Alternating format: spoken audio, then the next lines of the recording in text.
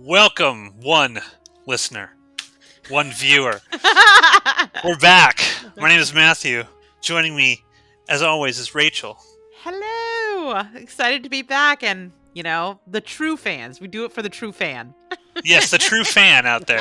Now, Rachel, before we dive into Yes. episode 11, Daughters of Ferrix, we have a name for the show now. Big news, folks. Breaking news on the Holonet. Do-do-do-do-do. What is the name of our show, Rachel? Well, it has a lot of meanings. Some of them obvious, others even more obvious, and that is nobody's listening. The Star Wars story. No, I wonder, if we ever do get lots of listeners to this the show, do we have to change our name? When we do, yeah, like Nemec, the manifesto will slow burn throughout the interwebs until finally people find us. But will we ever change our name, or will it always be nobody's listening? No. I think right now, we stick to our guns. We agree that we will forever be nobody's listening. It will be ironic when that happens. And then forever people will be like, with the lore of like, why are they called this? They're the most popular Star Wars show on the internet. Yeah. And we'll just be like, only the true fan can appreciate it. Yes. The one who has stuck with us through 11 episodes, 12 episodes, however long it is. All right, well, let's get into it. Daughter of Ferrix, episode 11, the penultimate episode of season 1 of Andor, which I'm so sad for because I'm like, on Wednesday it's done. And we're not going to get it for over a year. Season 2 won't even be out for over a year. And but let's dive right into it. So tell us, set us up. Daughter of Ferrix. Okay, so this is the episode that's going to have you feeling some feelings. We'll just start by saying that. But we'll start in a happier place. And that is that Andor and Melshi are out, and they are, as usual, as the motif throughout Rogue One and Andor, climbing. Because climbing, they love a good climb. We find they're hanging onto the side of the cliff while there's TIE fighters looking for them. Like free soloing on the side of a cliff right there. Right. I was waiting for that song to break out from Mission Impossible 2, like a little new metal, but thankfully it did not. But we see Andor in this supportive role. Like, they survive this climb because he's not like Mr. Heroic and pulling this guy to the top, but because he's in this supportive role of like giving this guy hope to survive. Like, yeah, they're definitely leaving. He's being a leader. Right. That's the thing. Like, what does every great leader do? Every great leader in the world puts people in the best position possible to succeed. And what the show is doing is showing that Cassian Andor, right, he's not front and center. No. He's the one that's basically, he's helping guide people everywhere, whether it's Kino or Melshi or whoever. It's like giving them the strength for them to do it on their own. And I think that is what's making the great leader of Cassian Andor. Absolutely. It's such a more nuanced look at leadership than we typically are. We're used to the hero's journey. Like, there is a very clear archetype that the Star Wars typically follows of the hero's journey. And this is a very different perspective. And it's one of the ways that I think this is so unique, right? That it breaks away from that pattern. Once they get to the top, they decide they're going to steal a ship when they see two Caridians on the shores doing a little fishing. Does not go well. They get snapped up with the quickness, and there's kind of this interesting moment where you're not sure if they're going to get ransomed. But in the end, they decide to release them because the Caridians, not fans of the Empire, who have been ruining their water. Poisoning the water, yeah. They can't get their space eels. Yes, the squigglies. Yes. Can't catch anything. So, I mean, this is interesting, right? It's a subtle way of showing that it's a target-rich environment for rebellion. Because, like, even these dudes that are fishing on the beach are like, yes, take our ship. We're out $1,000 and a ship, but fuck the Empire. So, yeah, and it's little moments like this that is building to what the rebellion ultimately becomes, right? It's all kinds of different systems and people and systems pissed off, and this is just a little glimpse, like, oh yeah, that makes total sense. Because if I was in this situation and the Empire was poisoning my water, I'd be like, yeah, I'll give you a ride to the spaceport. Sure, let's go fuck those guys. Exactly. And this is another one of those things that Andor kind of spearheaded his by rebelling. He's created a situation where other people have opportunities to follow in his footsteps and rebel as well. So, Yeah, and I love how they question like how many people made it. Like yeah. how many people actually made it from the space prison or whatever, because we don't actually know. Is it just Yeah. Andor and Melshi that made it, or did many other of those 5,000 prisoners actually make it? Well, we know that Kino made it out alive on that raft he made of other humans, That's right? true. Yeah, So yeah, 3. We know yeah, 3 made yeah, it. yeah, for sure. But I'll bet you that in season 2 that we're gonna come to find out that Cassian and Melshi are gonna run into people who were on that Mhm. prison with them and are now fully on board with taking the Empire down. Yeah, I mean, I don't know that there's a better recruiting tool than sticking them in a work camp like that, like essentially a concentration Yeah. camp. Yeah. Well, unfortunately for Andor, he's about to have a really bad time because we cut to Ferrix, where we discover that Marva has died, and B2 Emo is like heart breaking my heart in Oh, mourning for her. it's so great. Not because like I felt so bad for this droid. And it's part of the reason, goes all the way back to like episode 1, Mhm. when basically he can't even keep a charge, right? Mm-mm. It's like it literally has to have Cassian help him charge up just so he can move Mhm. around. And I love the little motif of seeing everything like through his eyes, this Yeah. scene. And like somebody literally used him to set their coffee on. Like they did, it's just a droid, right? It's like who Yeah. cares? It's just this droid, but you actually see, no, this droid, and that's what I love about Star Wars, and everybody loves the droids in Star Wars, Yeah. because even though like the greater society and all these galaxies and these planets, they treat droids like second class citizens, so to speak. They're like, oh, they're Mhm. they're just robots, right? They know, but Star Wars does a great job of always putting so much individuality and uniqueness and like personality into these Mhm. droids. Right. And man, B2, I'm just like, oh my god, that scene when he's just like, can you just stay the night? Can you I just stay the night? I'm know. like, what the fuck? This writing is incredible. It's incredible. 'Cause just Yes. like this droid, I've only seen this droid like 3 times in this show quickly, and I'm just like, what a sad. I mean, it's such a human thing, right? It's Yes. such a human thing, and this droid is scared he's going to be tossed out because Yeah. he's not useful anymore. Yes. He Yep. can't go out there and like be help take Marva to the funeral or anything like the other droids that are like floating her by or whatever. He has to sit there and watch. He can't do anything, and he's just going to be scrapped or junked, and he's scared, and Mhm. this person that he loves is gone, and he doesn't know how to handle it, but he's handling it in a very human way, and I loved it. Might be Yeah. my favorite scene of the whole episode, honestly. I really I loved it. mean, this one hits so hard because I mean it's telling of BMO, but it's telling of that family dynamic because you're right. He has no value as a quote unquote droid at this point. He's not a droid. He's family.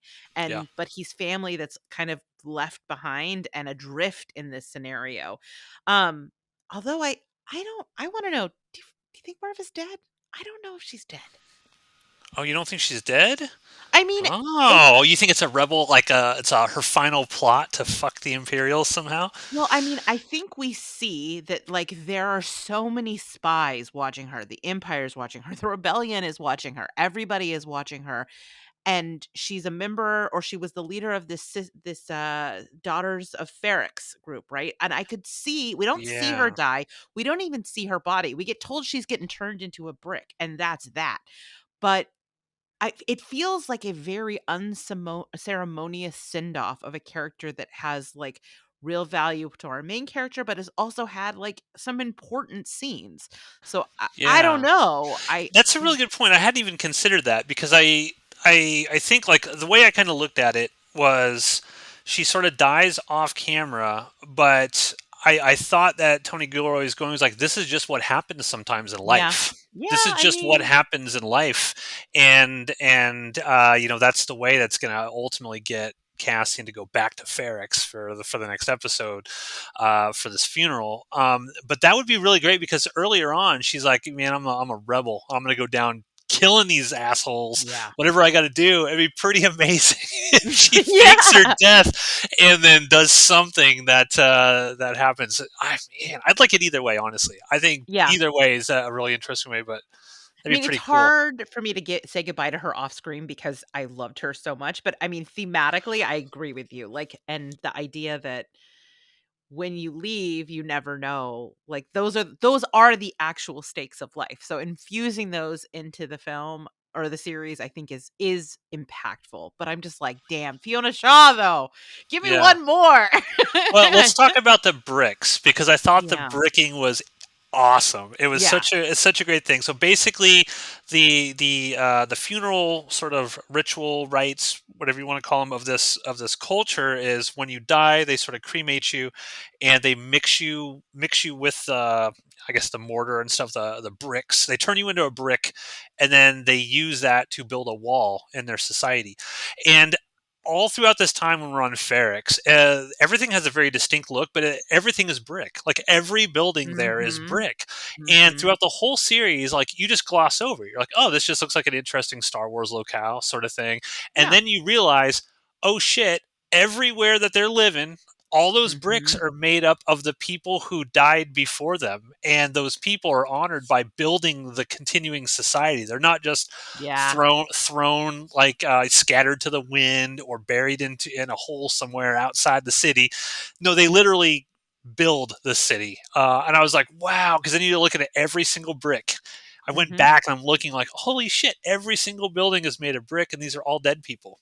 I Yes, loved it. I and thought it was awesome. if you think about it, when the Empire comes in, any damage that they do to these buildings, they're essentially like these buildings are not just buildings, they're sacred. Yeah, These are their family members, their loved ones, their ancestors. So like these are sacred places. The homes that they live in, the streets that they walk down, they're sacred places.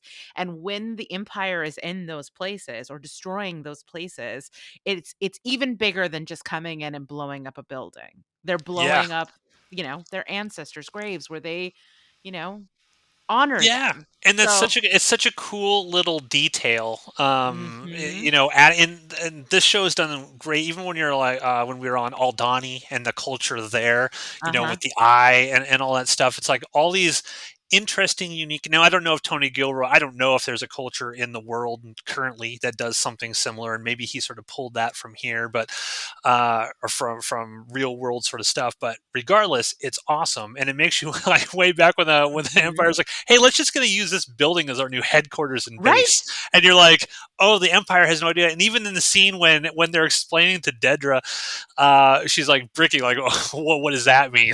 And they're like, she's Mhm. just like, they don't even give a fuck. The Empire gives no fucks Nope. about how sacred any of these things are. They're just like they're turning these people into bricks. How Yeah. stupid is that? We're gonna Right. just nuke these people from orbit, and we Yeah. don't give a shit. Nope. I mean, I there we should talk about that. Yeah. One of the local sort of Empire dum-dums calls her and is like, "Yeah, they want a permit for this funeral." And she's like, "Hello, give them the permit so that we Yep, can see who shows up at the funeral." yep. So, I She's mean, a smart that's one.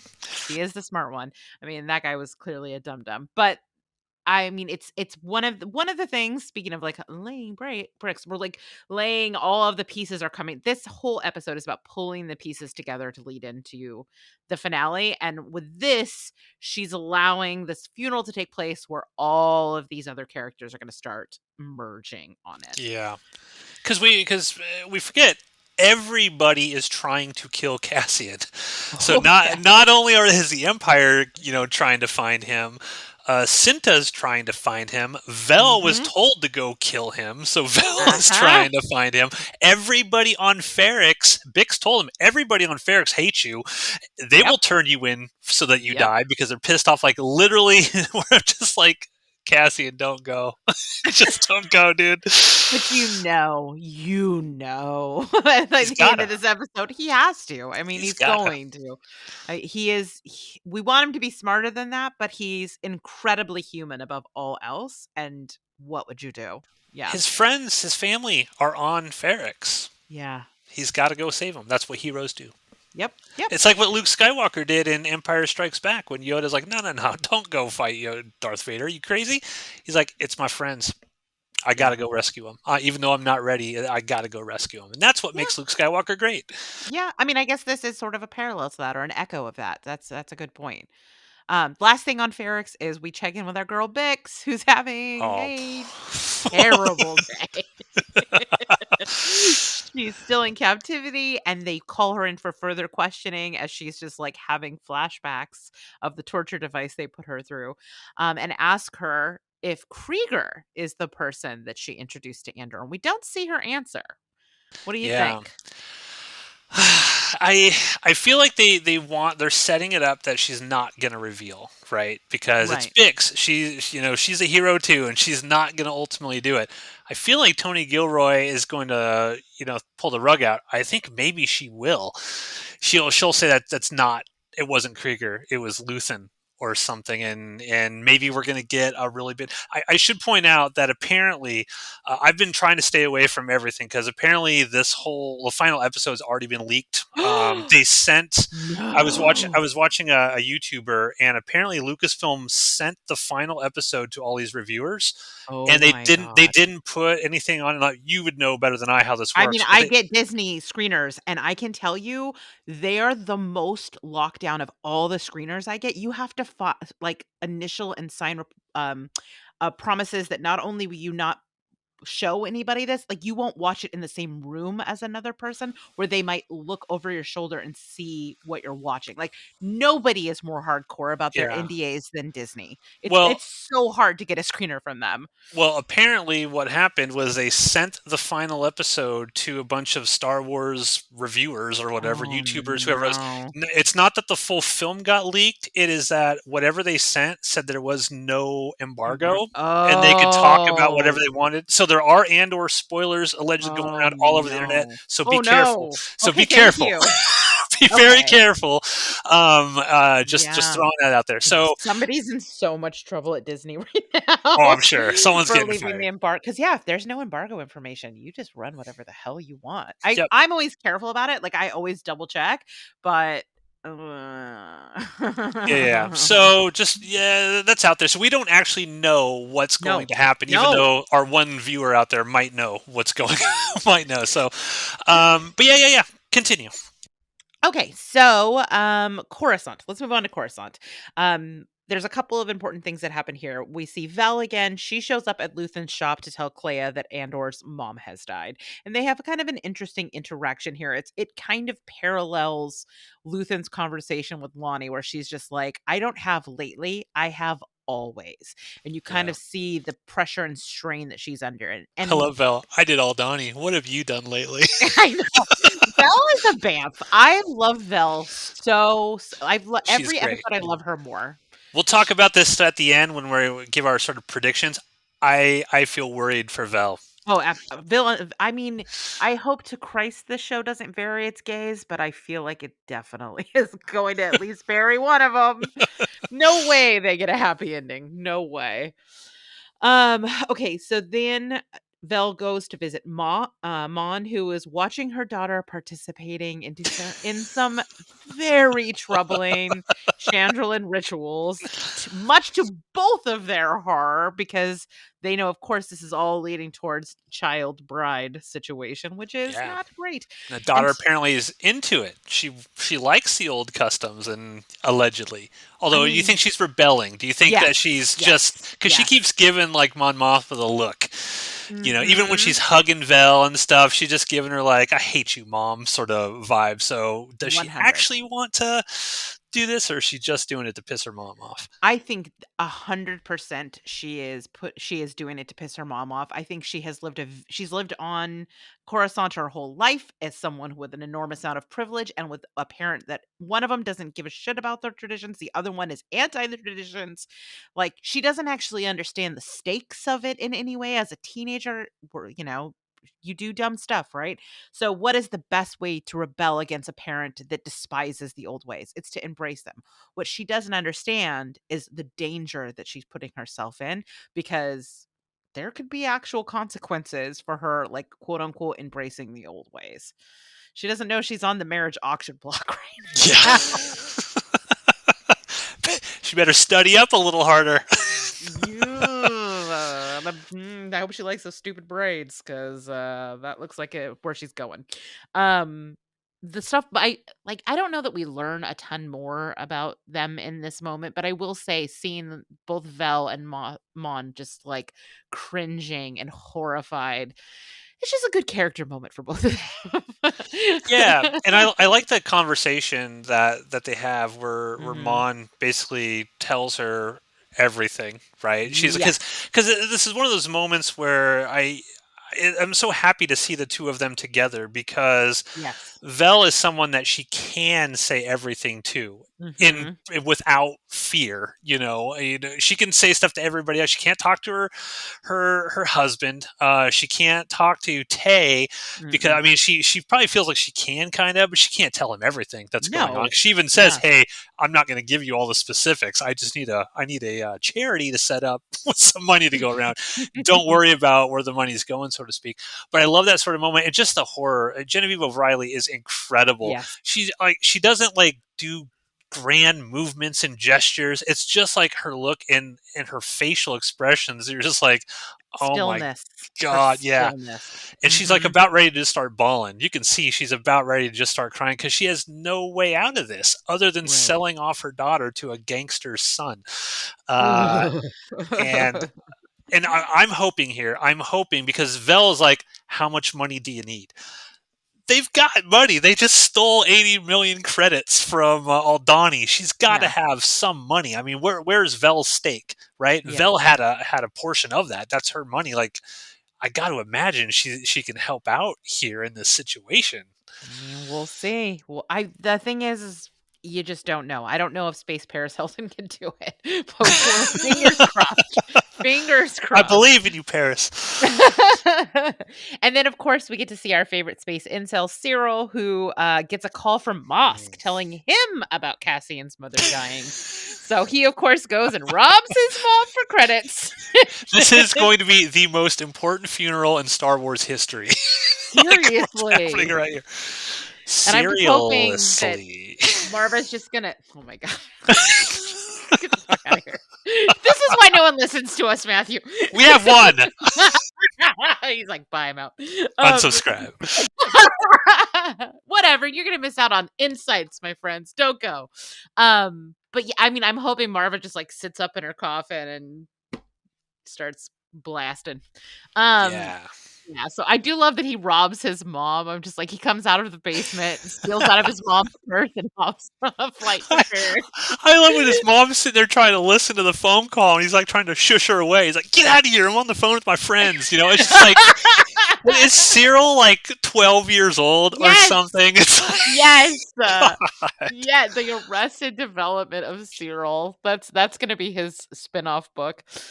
Okay, so on Nyamos, we're back on Nyamos, which is so beautiful. Every shot of this place, I'm just like, ugh, I Did you want to notice go to there's there. like almost nobody there now? Yeah, it's empty. The beach is empty. Yeah. Yeah. But he goes back and he finds his suitcase. It is still full of credits and, of course, the manifesto. Yeah. We hear a little bit of our boy Nimic, R.I.P., rest in power, my friend. Yep. And he calls home. This is the other incredibly heartbreaking scene where he calls home with this message to his mother saying, "You will be so proud of me. I will be there soon." And he he loves her and learns that Marva has died. And you just see him just like the crushing weight of that Yep. loss. He has to go tell his friend, "I'm fine." It's all good. It's all good. Yeah. And then he looks off into the ocean. And of course, that's obviously a parallel to Rogue One. Oh, yeah. Looking off into the sunrise or the sunset. I don't know what's actually happening at the time there, but it's just like, it's so, you're just like, oh God, I feel so bad for this guy. Like, Yeah. I feel so bad for him. I mean, I guess you have to, okay, if we have these parallel scenes of him here and on Scarif, like, what are we trying to say about the development of the character? I mean, is it just an echo, or is there like something about the fact that he has evolved in his in his becoming a rebel? I think he's evolved. I go back to the last interaction he had with his mom. Remember when he was trying to get Yeah. his mom to go with Yeah. him, and his mom was like, this ain't for you. This fight ain't for you. You're Yeah. not part of the rebellion. Just go live your life, do whatever, just be happy. But his mom never thought he would even grow to this point whatsoever, and I think Yeah. that's why he was so excited to get back to her. Oh! To be able to tell her, "Mom, I did it. Like, you can be proud of me now," right? And Yeah. that's why I think that if Marva is dead, I think that makes his journey Yeah. even stronger than Yeah. just having that last, oh, she's alive, and I get to have that typical Hollywood style, oh, one last Yeah. thing to tell you before. I mean, it sucks. And I still think maybe her turning into a brick becomes something. Maybe Yeah. somebody takes her brick and fucking chucks it in Dedra's face or something. Ooh. I don't know. Yes! I May- love it. This is may- so like Stonewall. I love it. Throw may- the first brick. yeah, maybe something like that occurs, but Oh my god. I mean, I wouldn't be mad if Marva's still alive and it turns out the twisty twist is this is some sort of her last rebel plot or something. Yeah. But I like it better that he's kind of crushed, because if he goes back and she's actually alive, it kind of undercuts that whole last sequence Yeah. of I him guess being that's true. crushed. So just yeah. wish we had a little. I just greedily want more of Fiona Shaw just like eating up the Well, scenery. we should point out that we found out this was originally supposed to be 5 seasons long. Oh, I want to live in that timeline. Where, yeah, I'm like, when I read that, I couldn't believe it. I was reading an interview with somebody talking to Tony Gilroy, and Yeah. I think it was after, and the guy was like, "So this was originally supposed to be 5 seasons. So you regret only 2 and 2 now?" And I'm like, whoa, 5 seasons? Excuse 5 me? seasons in a What? movie. we could have had so much more from all these characters. Oh, I know that hurts. That hurts my heart. Can we blame because- Kathleen Kennedy somehow? God No, damn you, get Kathleen outta Kennedy! here. I'm joking. There's Kathleen Kennedy always fucking things up again. Okay, I think we just got 2 subscribers. Good job. Good job. Feed the That algorithm. was a joke. I love Kathleen Kennedy. I know. You are one of her chief defenders, and I appreciate you. I see you, and I appreciate you. But yeah, I do think this is an important moment, like you said, because we see the evolution. Like, we actually hear him say out loud. Like, we can watch his actions, but so much of this, same thing with Mon in the last episode, where we can see the emotion under the surface because these performances are so powerful, but to actually kind of hear him say out loud and confirm what we assume to be in terms of his character arc, where he is good, even though it is absolutely heartbreaking. And it undercuts everything you said before at the beginning of this, when we're like, what do we want from the show? And you're like, I want stakes. This episode of the show, they give stakes even to fucking droids. I mean, there are stakes literally to every single character in this whole show. I mean, the fact that I care so much that we didn't get more Marva is evidence of that the show is doing the right things. And so I can cry all I want, but Tony Gilroy knows best. And this is perfect evidence that you can have stakes with the character even if you know their ultimate outcome. So yes, I understand that Cassian is going to die on the beaches of Scarif with Jyn Erso in Rogue One. I know that's how he ends, but learning in his character growing, I see all the stakes that impact him all from his family and friends around him, and what sort of, and that it's like, when you watch that thing with, and Diego Luna's so good, you just see it in his face and you're like, oh my God, you feel for that guy. Because stakes, right? I'm not thinking about he's going to die, 5 years down the road. I'm thinking, oh man, he did not get to see his mom to tell him how proud she would have been of him. If that anything, he was going to become a trying rebel. to forget that he's going to die in Rogue One. I don't want it. It's gonna when we eventually watch Rogue One after this whole season, it's gonna be so amazing to see how different we feel about Rogue One. Because I think we both we're liked gonna need to put on like haptic feedback outfits so you can just hold me. I know. I'm gonna be a mess. It's gonna be so sad. You're gonna see Saw Gerrera show up too. Like, God damn it, Saw, get on the fucking transport. Okay. Oh, I mean, all right. So Naimos, that was everything. All right. Segra Milo. Luthen is back on Segra Milo. Oh, Luthen. Oh, our most mysterious. Him and Cyril, most mysterious. Like they are fighting out for most mysterious character. Is back on Sagramillo to meet with Saw, who has had a change of heart too late about working with Krieger, which forces Luthen to admit, oh, so like he's kind of burned by the ISB, and I'm gonna let him die in peace. Luthen, what? How could you, Luthen? I can't do a good Saw. I wish I could do a good Saw. Pretty good. I actually love his delivery. It is so strange and camp, but I do love it. too. And I know like when Rogue One came out, people were bitching about his performance, and I thought it was cool. Like I just, it's so weird and off the wall. Yes. And now we know why he's so fucking paranoid in Rogue One. Yeah, I mean that's the thing is like you see. I love this scene where he goes like full paranoia, and Luthen's just like, wait, hold on, you're losing the plot, and then he like weaponizes his paranoia and talks him down at gunpoint. He's like, focus, Saw, focus. Yeah, I mean, I don't know that we learned a ton more in this episode at all, but it just, even on an episode that kind of spins its wheels a little bit, these little character moments just make it impossible not to be compelled when you're watching. Yeah, well, here's the thing. Here's the big thing with this scene. Is Luthen a Jedi? The freaking, is that a lightsaber? I'm gonna be so butthurt if that is a lightsaber. Okay, so when Luthen is walking up and he gets sort of like patted down by Saw's men before he goes in to meet Saw, one of the guys pulls out like this long wooden sort of thing with metal buttons on it and stuff, and the guy's looking at it like, what is this? And then Luthen's like, either put it down or give it back. And we don't know what it is. Like he doesn't fire it on as a lightsaber or anything like that. But I'm like, that's got to mean something. It's got to mean something. So when I saw that, I didn't quite process it at first. And then Alyssa was like, "Do you have a lightsaber?" I'm like, "What?" Because I wasn't really paying attention. And then we went back. I'm like, oh shit, that does kind of look like a lightsaber.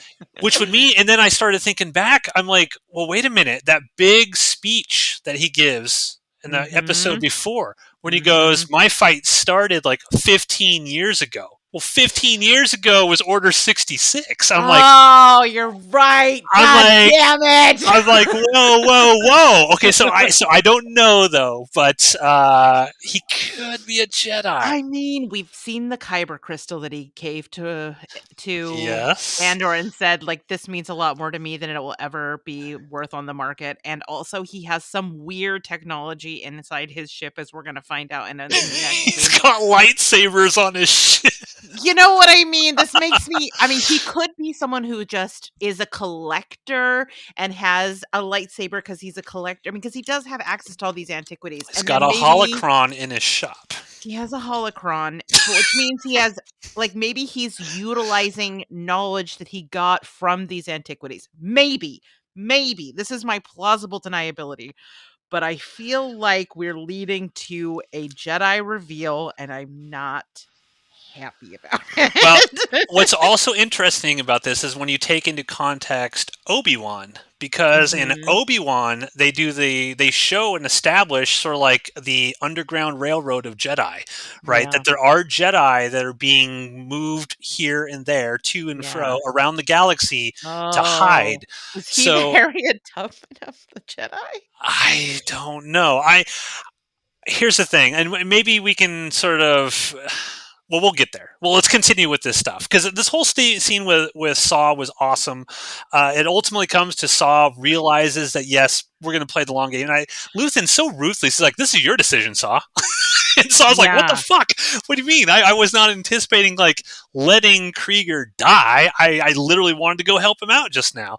And but I mean, that's good though, because like you don't necessarily reason with Saw, but he forced Saw into being in his position, which is Yeah. the best way to get through to Saw. And then that's why Saw's like, this is war. He I'm pulls like, a gun on Saw, and Saw's Poor like, Tubes almost gets taken out. What did Tubes ever do? He's like, he's the dude that's feeding me all the intel, Saw. Like, what?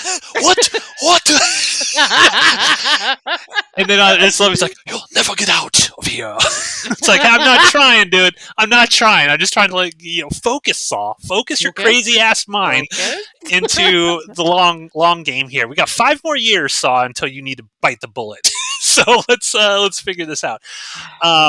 I feel like he's going to be side-eyeing Tubes from now on, too. Like, that seed has been planted. It's never going to be the same between the two of them. Well, we do know Tubes is in Rogue One, so he's there. He actually escapes, and in actual canon, he goes on to lead Saw's sort of partisan group after Saw dies on Rogue One. So Tubes is moving good. On up. Two Tubes is good.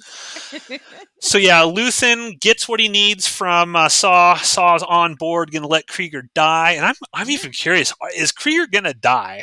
That's the thing I'm curious about. We'll talk about that in a minute. It's interesting that when we see the hologram of him, it looks like it came from the Clone Wars. Okay, so here's a minor thing I don't like about this show. Minor thing.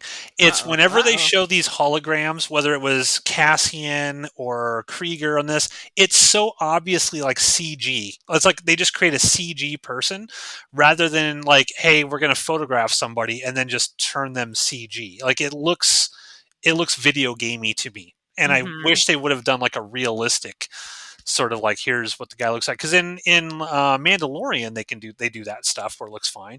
You see stuff in the original trilogy where it's the Emperor's on holotape and stuff, and it's just a dude.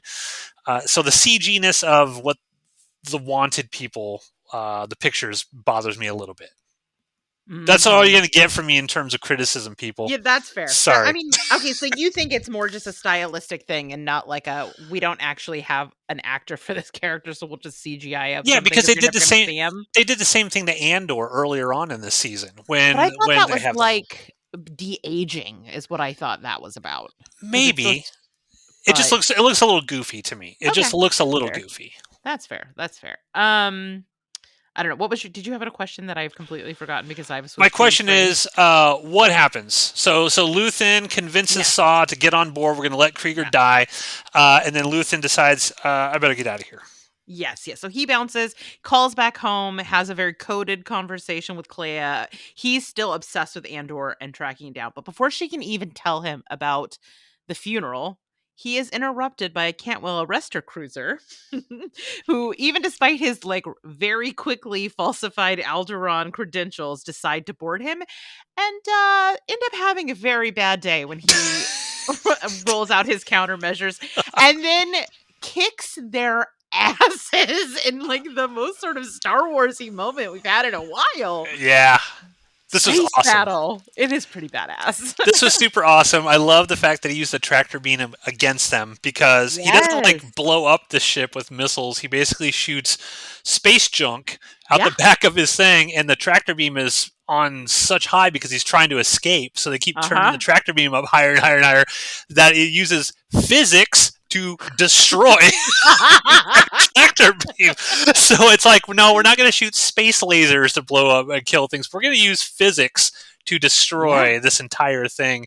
And then, you got the TIE fighters coming out, and then he whips out lightsaber things to destroy. Sure does. And then, zooms off.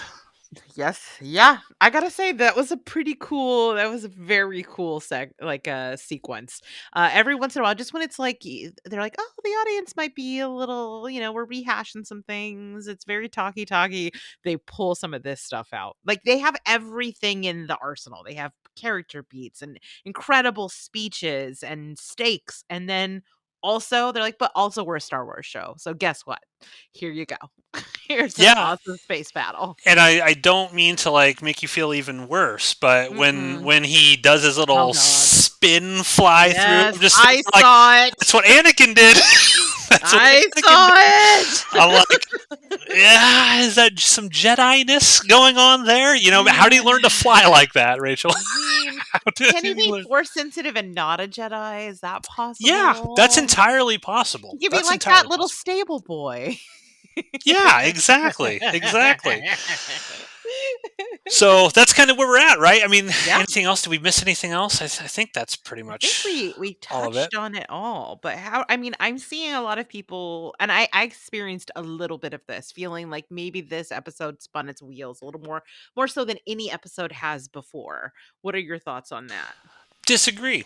Okay. 100% disagree. Yes, we, for example, it's pretty easy to say, well, it spun its wheels because we know all this about Mon Mothma, but then we get a 2-minute scene of her relaying the same information to Yeah. Vel, Yeah. and that kind of stuff. But it's not spinning its wheels because the sort of like the repetitive stuff is it's so that the other characters can learn new things and Yeah. take those as a jumping off point because now it's like, Yeah. okay, well, Mon Mothma explained all this to Vel. What's Vel going to do with this situation? I'm worried she's going to put herself in a very dangerous situation. Ah, And earlier on the season, I was like, man, I think that bitchy little daughter is going to go bye bye. I think she's going to die. Now yeah. I'm starting to worry if Vel's death is going to be the catalyst for Mon Mothma No! because Not Vel's the only one that can get Belle. her out of this, right? Yeah. And like Vel says, everything's for the cause. It's the Yeah. cause first, and we take the scraps, sort of thing. And now Mhm. I'm very worried about Vel. Me too. So I'm worried about that. But we're moving all the chess pieces onto Ferrix, right? Yeah. So next episode, everybody's going to be on Ferrix.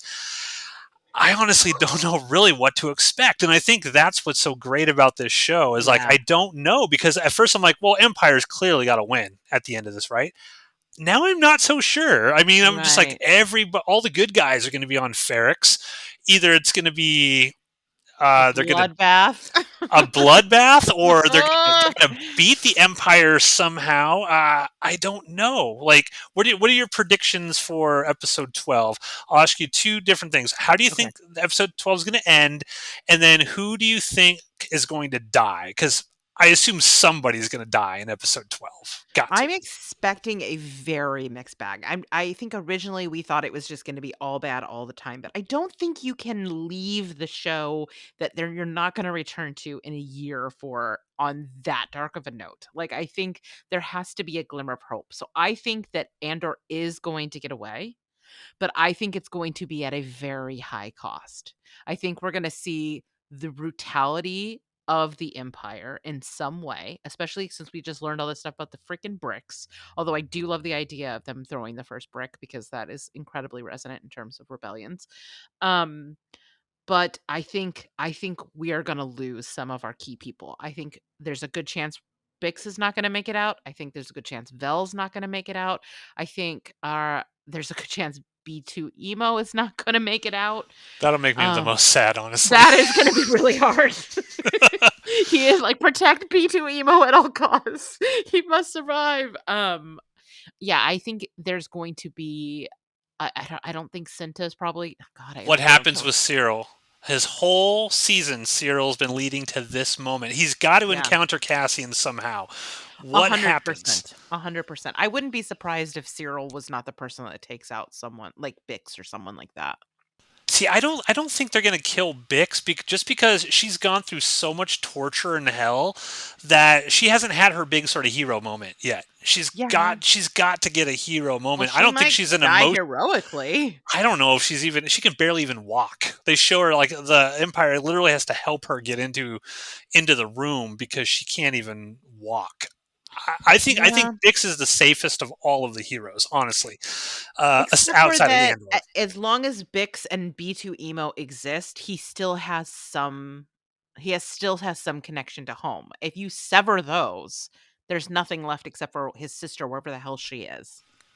Yeah, and that is the big mystery that no one's really talking about. Yeah. Who is Andor's sister? Have we seen his sister? Is that a something for season 2 plot? Because the I heard a sisters, ridiculous theory that it was Miro. I don't believe it, but I'm just putting it on the record. I don't think so. That'd be weird. That would be super weird. I don't want that. I don't know how I'd feel about that. Would seem like almost too comic booky plot twist or something like. I don't want that either. Hopefully it's not Bix. Because it'd be awkward. Here's how I think it's going to go down. I think Cassian's going to show up. I think there's going to be some sort of trap that is sprung. I think 100%. The rebels are going to spring a trap somehow, because even Cassian's mom was saying like, "Look, I'm trying to." When she had that comment where she's like, I'm going underneath their headquarters. There's a secret tunnel down there. I'm trying to open up the door so that they can go. Oh, yes. Remember, she was trying, and she kept, I don't know if she kept failing or what, but she couldn't do it. I feel like something's going to happen there where they're going to. Ferrix, yes. They're going to, the Daughters of Ferrix, or someone's going to go through. They're going to try to overthrow the Empire there. I think Cassian ends up caught. I think Dedra, I think Cyril catches him, hands him over to Dedra, and that's where we leave Cassian at the end, because I think that'd be a great cliffhanger. He escaped the Empire, and now he's back in the clutches of the evil of the Empire. How's he going to get out of this? I don't want it, but I think Vel's dead. I think Vel dies. Cinta might also actually die. I mean, I don't know. And I definitely... very cozy with that Empire spy. Like, they don't know they're both spies, but they are like hanging out in the same bar. Yeah. And I also think who's the dude? It's not a family member. It's his coworker or whatever that's hanging out with, telling B2, well, you can come stay with me and stuff like that. I think that guy dies too. Yeah. I think he's dead. I think he's not long for this world. Also, so that's my prediction for episode 12. I can't wait. We're 3 days away. We're going to have so many feelings in like 3 days. We're 3 days away. Yeah. And I also have to avoid everything on the internet, which is hard as someone who works in the press. Yeah, be careful what you see out there on Twitter and Facebook and stuff, because the spoilers are out there. Although I did watch a YouTuber who said that he did see the last. He's like, no spoilers, but he said that be excited for the final episode. He's like, get your expectations high. So I mean, something's going to happen. Very high with this show. When you get my expectations with Andor high, it's very high. So that's dangerous. Yeah. And Dedra better not die. All I'm saying, like, no, bring her into season 2 because she's evil and great. She's not going anywhere. Although, I mean, because I can't imagine them just putting Cyril in her place. You know what I mean? Like, who would take her place? Like the little pipsqueak that's like trying to usurp her? No. Here's what I want to happen. If I were writing this show, and I am not an Academy Award winning screenwriter by any means whatsoever, but I would have Cyril be the one to catch Andor, and then bring Andor to Dedra, and then Dedra takes him and then shoots Cyril right in the face. Just kills him. Thanks, Cyril. Kills him because he's a fucking freaky stalker, and then takes credit for the capture of Cassian Andor, which levels her up in rank in the ISP even further. I'm on board.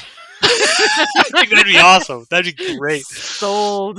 That would be great. And it just shows like in how it would end would be Cyril on the ground, just like basically blood coming out of his mouth, crying, realizing that the Empire that he loves so much and strove for, this is the ultimate, end that you get when you're with the Empire. Yes, proximity, like being a fascist in order to have proximity to power is going to cost you. I think that's actually thematically perfection. It'd be cool. So with that, everybody, stay tuned next week when we will be back. Probably be our last show for a while, because I think the next Star Wars thing isn't until Mando, maybe in February. So we'll take a break over the holidays and maybe come back. They're going to end this, and it's going to be Book of Two Tubes, and it's going to be him sitting on Saw Gerrera's throne. I would watch that show. So thanks for listening, everybody, and check out next week. we'll see how close we were to being correct or how off base. Will Tony Gilroy surprise us? Yes. Will Luthen whip out a lightsaber and save everybody in the end? We shall see. Will Obi-Wan show up? Obi-Wan shows up with Luthen. No, it'll be like Chewbacca. He'll show up. Oh, one quick thing. We can make Steve wait just a minute here. Yeah. Curious. So in Rogue One, how old is Jyn Erso in Rogue One? And this is something I want to touch base on next after we watch the next episode and what we expect for season 2, because Jyn Erso and Saw Gerrera, she was part of Saw Gerrera's group for quite a while she was a teenager. So I'm just curious, like, do you know how old she was supposed to be in Rogue One? Approximately 22 years old. In Rogue One. So we could very well see her come back in season 2 as part of Saw's group. Oh my God. Because Jyn Erso is one of those characters that I really feel like Andor, really were underutilized. Like I would love to expand on her character. I think though you might have to recast. Because her story in Rogue One, she's with Saw Gerrera's partisans, because obviously she's not with them now, but she becomes a part of them, and then Saw leaves her, abandons her when she was 16. She says, "She's like, you left me there when I was 16," and he tells her, it's like, people were starting to realize that you were the daughter of an Imperial scientist. I did that to protect you. Yeah. And that's why she's so pissed at him when she sees him in Rogue One, because she feels like he abandoned her. So she was 100% on board with Saw's point of view until he left her in that sort of hatch and, you know, to save her. So we might see a young Jyn Erso. I'd be in season 2. I would be delighted to see that. I also would not be bummed if Mad Mikkelsen showed up. Oh, that'd be good. I mean, that's the thing. Also, Krennic. Can I get some more Krennic? Well, that's where I'm thinking. We'll talk about this more in the next episode as well. A big tease, but I mean, look at Rogue One. This is leading into Rogue One. Princess Leia was well involved in the rebellion in Rogue One. I mean, she is there. I mean, are we going to get a Princess Leia in season 2? Are we going to get Bail Organa in season 2? These are all people who were vital to the start of the rebellion. So I feel like, you know, people really love this show right now because it's like, oh, there's no like little weird cameos, right? We're not getting, you know, your typical traditional, hey, here's a Star Wars character, you know. But I don't know that you can do a season 2 without having these characters in it, at least in some way, shape, or form. Very happy to see anyone from Rogue One show up. That would be fine with me. Because I feel like that's different than when you're just pulling other characters for stunt reasons. If they're already canonically a part of this portion of the story, I feel like that's the loophole. I'm fine with it. I would love to see Billy Lord show up as Princess Leia. That would be fine with me. Yeah, that'd be cool. That'd be super cool. But we'll talk about that more next week. Thank you, everyone, for listening, and stay tuned for episode 12 of the Andor show. Nobody's listening! Nobody's listening!